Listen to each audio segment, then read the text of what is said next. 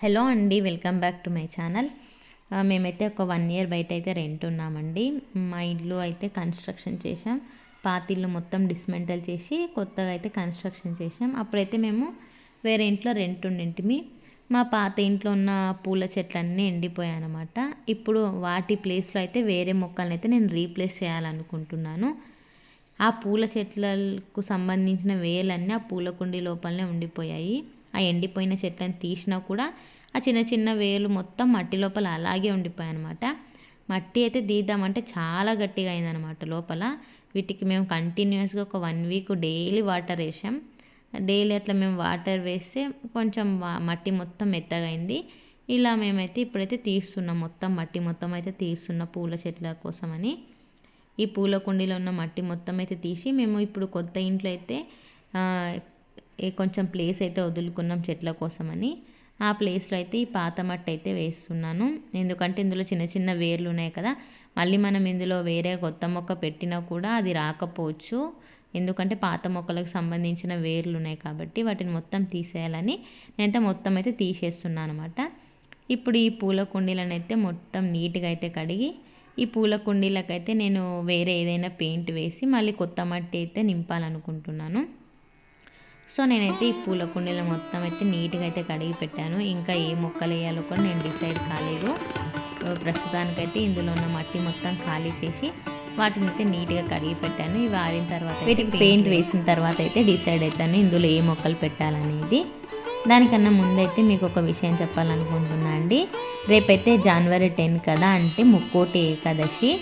ఈ ముక్కోటి ఏకాదశి ప్రత్యేకత ఏంటంటే, ముక్కోటి ఏకాదశి నాడే దేవతలు విష్ణువును దర్శించుకోవడానికి వైకుంఠానికి వెళ్ళారంట. అప్పుడు విష్ణువు వారికి ఉత్తర ద్వారం గుండా దర్శనం అనేది ఇవ్వడం జరిగింది. కాబట్టి మనము ఈ ముక్కోటి ఏకాదశి నాడు విష్ణువు టెంపుల్కి వెళ్ళినప్పుడు ఉత్తర ద్వారం గుండా మనము విష్ణువును దర్శించుకుంటే మనకు 33 కోట్ల మంది దేవతలను దర్శించుకున్న ఫలితం అయితే కలుగుతుందంట. ముక్కోటి ఏకాదశి రోజున మనం ఉదయాన్నే నిద్రలేచి ఇల్లు మొత్తం శుభ్రం చేసుకొని గుమ్మానికి మామిడి తోరణాలు కట్టుకొని కడపకు పసుపు కుంకుమ బొట్లు పెట్టి ముగ్గులైతే పెట్టుకోవాలి. ఈరోజైతే మనము విష్ణు స్వామి పటానికి కానీ, ఒకవేళ విష్ణు స్వామి పటం మన దగ్గర లేకపోతే విష్ణు రూపాలైన వెంకటేశ్వరుడు, శ్రీకృష్ణుడు, శ్రీరాముడు వీరి పటానికి అయితే మనము తులసి ఆకులతో హారాన్ని కట్టి అయితే దండగా అయితే వేయాలి. మనమైతే దండగా వేయాలనుకున్న తులసి దళాలైతే మనం పూజించే తులసి చెట్టుకైతే అస్సలు తెంపొద్దంట. మామూలుగా కొన్ని చెట్లు అయితే అక్కడక్కడ అలా పెరిగింటాయి కదండి. మామూలుగా మనం పూజించే చెట్లు కాకుండా కూడా తులసి చెట్లు అయితే చాలా ఉంటాయి అక్కడక్కడ. వాటికి ఉన్న ఆకులను అయితే మనం తెంపుకొని ఒక దండలా చేసి అయితే మనము విష్ణుస్వామి పటానికి కానీ, వెంకటేశ్వర స్వామి పటానికి కానీ వేసుకోవచ్చు. ముక్కోటి ఏకాదశి రోజున మనము పిండితో చేసిన దీపాలతో లేదా మట్టి దీపాలలో దీపాలు వెలిగించుకోవాలి.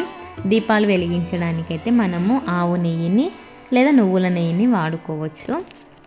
పూజ మొత్తం పూర్తయ్యాకైతే ఆవు నెయ్యితో ధూపం వేసుకొని పాయసాన్ని అయితే నైవేద్యంగా పెట్టాలి.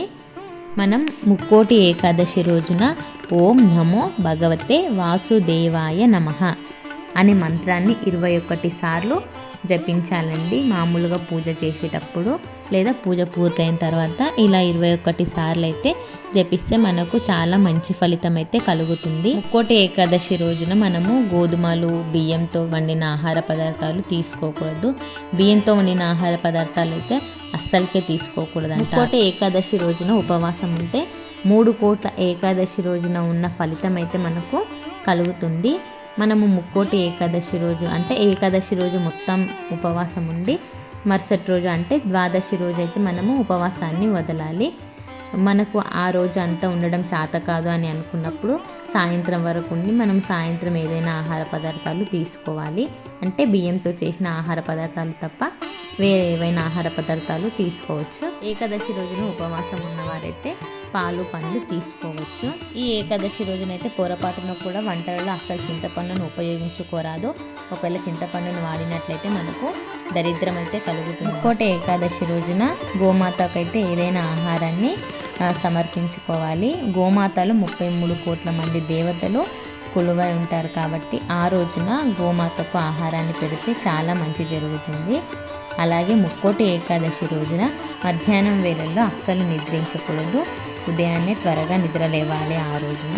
ఇవన్నీ చేయడానికి సమయం లేని వారైతే ఓం నమో నారాయణాయ అని 108 సార్లు ఈ మంత్రాన్ని జపిస్తే వారికి కూడా చాలా మంచి ఫలితం అయితే కలుగుతుంది. ఈ ముక్కోటి ఏకాదశి నుండి మీ అందరికీ చాలా మంచి జరగాలని కోరుకుంటున్నాను. మీకు కనుక నా వీడియో నచ్చినట్లయితే లైక్ చేయండి. ఇలాంటి మరెన్నో వీడియోస్ కోసం వెంటనే నా ఛానల్ను సబ్స్క్రైబ్ చేసుకోండి. Thank you for watching.